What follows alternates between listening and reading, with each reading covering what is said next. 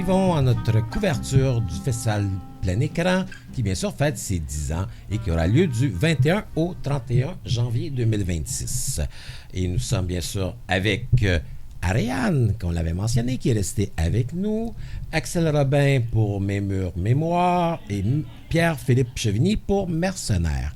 Et ce qu'ils ont en commun, ces deux réalisateurs, réalisatrices, cinéastes, c'est qu'ils font partie du cinéma de la soirée d'ouverture. Fait qu'Ariane, toi, tu vas m'expliquer la soirée d'ouverture. Hein? Avec plaisir, oui. C'est certain que Plein Écran va toujours rester en ligne parce que le but, c'est de rejoindre un public qui n'a pas accès au court-métrage, mais on aime aussi se réunir, faire la fête, célébrer le court-métrage ensemble. Donc, on essaie d'avoir quelques événements en personne. Puis, on a toujours une soirée d'ouverture où on lance le festival et on présente en fait les 4 films du premier jour en primeur la veille.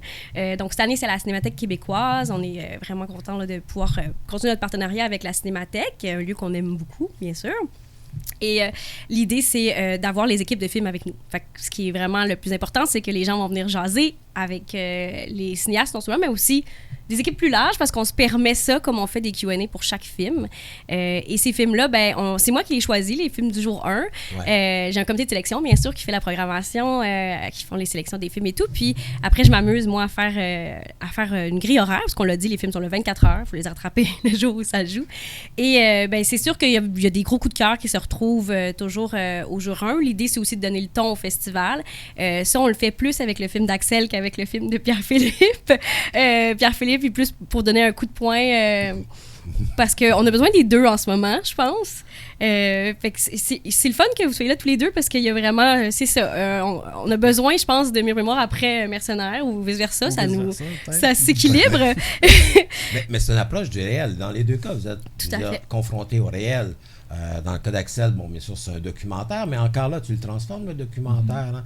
Pierre-Philippe, je sais pas si tu as vu le film d'Axel. Oui, absolument. Tu peux participer à la conversation aussi. Hein? Oui. Bienvenue.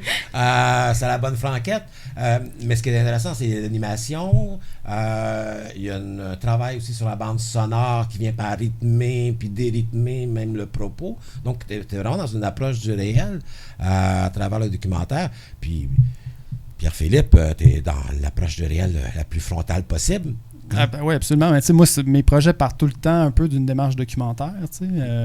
Mais je fais de la fiction. C'est vraiment plus ça. Parce qu'à un moment donné, moi, j'ai envie de manipuler le réel aussi puis de me laisser la liberté de le remodeler. Là, mais ça part tout le temps de sujets, d'enjeux sociaux. Puis Axel, toi, je pense que ton film, c'est plus parce que c'est quelqu'un que tu connaissais à la base. Oui. T'avais croisé plusieurs fois. Quelqu'un que j'avais rencontré quand j'étais beaucoup plus jeune, puis ça m'avait beaucoup marqué. Et donc, peut-être 10-15 ans plus tard, j'ai décidé de me lancer là-dedans, puis d'en faire un film finalement. Parce que c'est un personnage qui est Rose G. Lévesque. Rose G. Lévesque. G, c'est son nom de fille qu'elle avait conservé? Oui, je pense que c'est Gendron. Okay. Je pense que c'est Gendron, mais peut-être que je me trompe. Je vais pas m'avancer. Qui est un personnage particulier et qui a une bonté, je veux dire, et qui réussit à nous raconter notre Québec. Parce que moi, ce qui m'a touché beaucoup dans ton film, c'est aussi, parce qu'on en parlait tantôt avec Ariane, c'est comment qu'on réussit à construire une histoire en 15 ou 20 minutes. Et dans ton cas, tu t'aperçois que son mari, qui est absent, je veux dire, est au cœur, finalement, de votre narration. Parce que dans la première partie, elle a peint pour lui, pour raconter ce qui était son Québec et le nôtre. Et elle a transformé, finalement, sa peinture à la suite du décès. Donc, et ce rapport qu'elle a avec les autres, je veux dire, est comme primordial à sa vie, à Rose. Mais c'est ça, en fait. Dans la première entrevue, j'ai posé beaucoup de questions. OK, mais c'est quoi ton rapport à l'habitation? Comment est-ce que tu habites un lieu? Comment est-ce que tu... Puis toutes les questions qui étaient trop théoriques ou trop philosophiques, finalement, elle répondait constamment, c'est parce que les gens aiment ça. Ça c'était pour mes petits-enfants, puis ça c'était parce que j'aime ça. Puis je me demandais, oui, mais pourquoi sur un mur spécifiquement? T'aurais pu prendre une très grande toile, mais pourquoi le mur? Puis elle disait, c'est parce que c'est dans la salle à manger, puis comme ça mes petits-enfants, quand on mangerait, ils seraient forcés de la regarder. Ça, c'est intéressant parce qu'elle rompt vraiment avec le stéréotype que tu penses d'une artiste prolifique. Là, pour ceux qui écoutent, en fait, c'est un portrait, finalement, le film d'une madame qui peint des fresques sur les murs de sa maison, puis sa maison est un peu devenue une espèce de musée.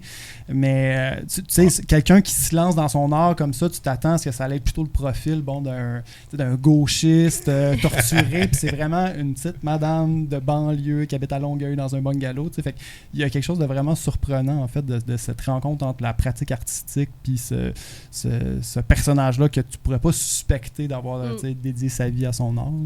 Puis dans les deux cas, ce qui m'a beaucoup touché, c'est votre dimension formelle.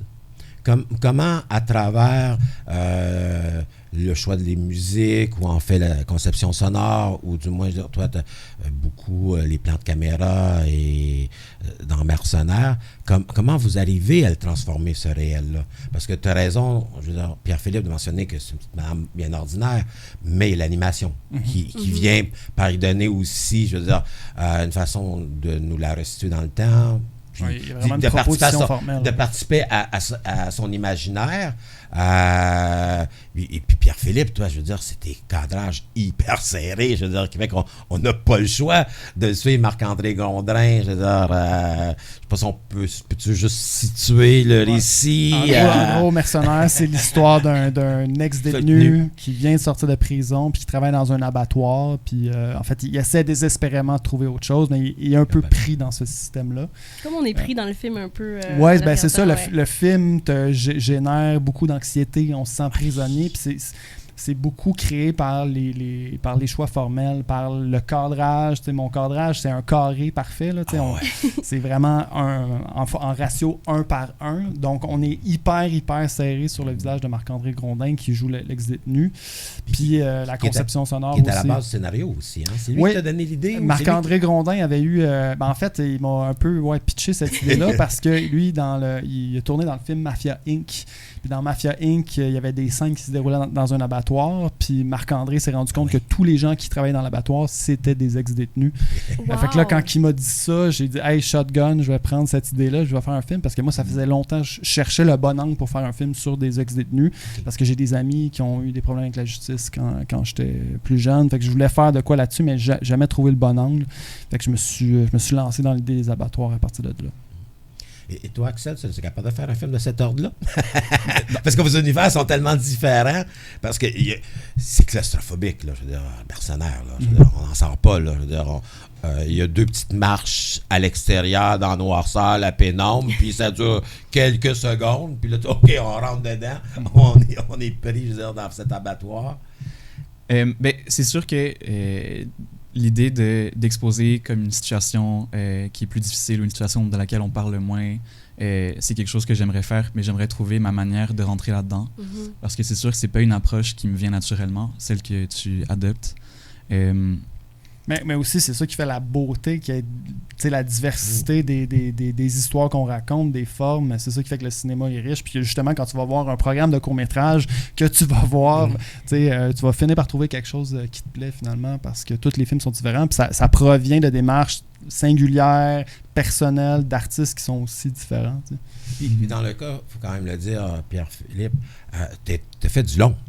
Genre de revenir, entre guillemets, je ne sais pas si c'est le terme exact, revenir, mais de faire un court-métrage, c'est parce que tu voulais. Oui, absolument. Ça faisait partie, je veux dire, d'une intention de raconter une histoire en disant, cette histoire-là, le besoin de 15, 16, 17 minutes, si je l'étire, finalement, ça vaut plus la peine. Exactement, c'est ça. Et on va trouver un cadre, un format, une écriture qui correspond à ce que j'ai avancé. C'est ça, c'était vraiment parce que disons, l'idée se prêtait à ce format-là, puis de l'étirer, ça servait à rien.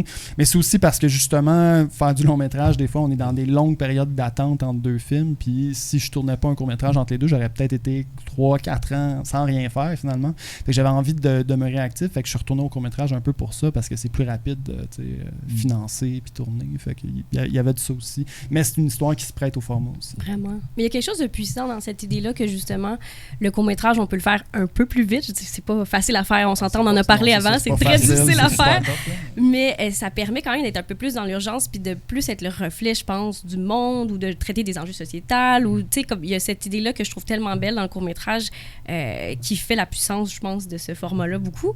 Mais j'aime beaucoup aussi que vos films sont évidemment très différents en termes de ton, mais dans les deux, je trouve vraiment qu'il y a une approche où la forme sert le fond. Puis c'est ce que j'aime le plus au cinéma, tu sais, c'est quand il y a vraiment une vraie proposition, autant formelle qu'autant au niveau des thématiques et tout. Je pense que les deux, vous faites vraiment ça avec vos films qui nous font juste vivre des émotions très différentes, je dirais, rendu là. Ouais, je dirais que je suis pas exactement dans la sobriété, même que mon défi, c'est de m'en éloigner le plus possible. Essayer de rentrer le plus de choses en un pour avoir... La magie du cinéma, la liberté, tu sais. Mais ça, on le voit dans ton film avec l'animation puis tout. Il y a vraiment, au-delà du sujet, il y a une proposition formelle qui est foisonnante, qui est vraiment intéressante.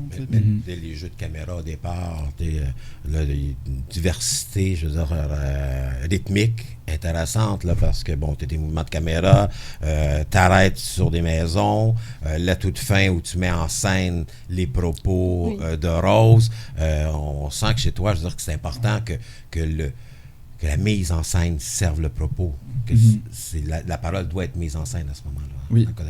Mais je trouvais que le cinéma, en fait, c'était un des arts qui permettait de combiner le plus d'autres arts en une œuvre. C'est un art total. je voulais faire quelque chose de total ou rien, donc... Mais on parlait tantôt de la forme. Au niveau du montage, parce il y a un long métrage. On connaît les règles du long métrage. On dit, OK, 80 minutes et moins, là, s'ils n'aiment pas ça, c'est pas assez long. 150, c'est trop long. Fait que tu trouves... C'est un ratio tellement entre 90 et 110. C'est à peu près, je veux dire, souvent, là, la durée des longs métrages. Dans le court, vous n'avez pas de durée. Hein? Comment, je veux dire, s'organise? Ben, vous avez peut-être une durée mentale, OK? Mais à la limite, Mercenaires aurait pu faire 17 minutes ou 18 ou 13, ça n'aurait rien changé. Ça reste que c'est des programmes de cours. Mes murs mémoire accès aurait pu faire 11 minutes comme on aurait pu faire 15 ou 16 minutes. Comment, à la table de montage, on se dit, OK, là, on en a assez. Ou si j'en vais plus loin, j'étire. Oh, là, il m'en manque un peu pour réussir à saisir, tu sais, dans le cas de Rose, toute la bonté de ce personnage-là. Comment ça se passe à la table de montage pour du court-métrage? Il y a quand même une économie du court-métrage à son échelle qui n'est pas comparable au long-métrage, mais évidemment, quand on fait un court-métrage et on veut qu'il circule, il y a quand même des barèmes. Ah oui? Idéalement, tu ne veux pas dépasser 15 minutes. À partir de 15 minutes, ça devient de plus en plus difficile parce qu'il faut se dire que la principale source de diffusion pour un court-métrage, c'est les festivals. Puis les festivals, qu'est-ce qu'ils font? C'est qu'ils programment des blocs de court-métrage avec 1, 2, 3, 4, 5 films. Fait qu'un film de 20 minutes, il prend de la place pour potentiellement 2 films, tu sais, fait que tu veux rester... Ariane me dit oui. Tout à fait. Les distributeurs le diraient. Les distributeurs le diraient, il y a même des festivals qui n'acceptent pas des films en haut d'une certaine durée, là, fait que tout à fait. Ouais. Tu veux tenir en bas de 15 minutes, fait que moi, c'était un peu la cible avec Mercenaires, tu sais. Puis, tu sais, le film d'Axel fait 12 minutes, c'est la durée parfaite, je pense, pour la programmation. C'est pas trop long. Des films de 12 minutes, tu peux en rentrer beaucoup dans un bloc d'une heure et demie. Mais essentiellement, c'est juste d'être connecté au personnage, que le personnage vit, puis d'essayer de vraiment... Parce que moi, en fait, mon scénario était plus court même que ce que j'ai tourné. On a improvisé des scènes, puis finalement, j'ai rajouté du matériel parce que c'était... Sur la table de montage, on sentait que ça prenait plus de temps pour apprendre à connaître ce personnage-là. Puis c'est extrêmement difficile, 15 minutes, réussir à générer de l'empathie pour un personnage, de faire en sorte que le spectateur apprenne à connaître et à aimer un personnage et soit engagé émotionnellement avec lui. C'est super tough. C'est ça le défi, d'arriver à le faire en 15 minutes. Donc, les petites scènes qu'on a improvisées, moi, je m'en suis servi, par exemple, des moments où il marche dans la rue puis tout ça. C'est des moments où ça nous rapproche du personnage, puis c'est important, tu sais, parce que il n'y a rien de pire que de faire un film de peu importe la durée, puis ton spectateur n'a pas réussi à connecter avec le personnage. C'est un coup d'épée dans l'eau. Tu veux vraiment réussir à générer de l'empathie. Mais c'est merveilleux aussi quand même, Axel. Tu réussis quand même aussi à faire... Il y a une transformation là, dans ton film. Tu en parlais, Guy, le moment où justement elle change son approche complètement de l'art. C'est vraiment un moment qui est inattendu dans le film. Est-ce que ça, c'est quelque chose qu'elle te dit rapidement dans les entrevues, puis tu savais que ça allait être un pivot dans ton film? Ouais, dès les pré-entrevues, j'avais déjà comme à peu près toutes les informations, puis je me demandais, OK, comment est-ce que je vais les ordonner, comment est-ce que je vais les mettre en scène, comment est-ce que je vais les exprimer. Puis avec Félix, le monteur, pareil, ça a été vraiment... quand on est arrivé à la table de montage, ça a été, OK, c'est quoi le scénario du film, c'est quoi la structure? Puis ça, c'était clairement un pivot majeur, en fait, qui expliquait tout ce qui venait avant puis tout ce qui venait après.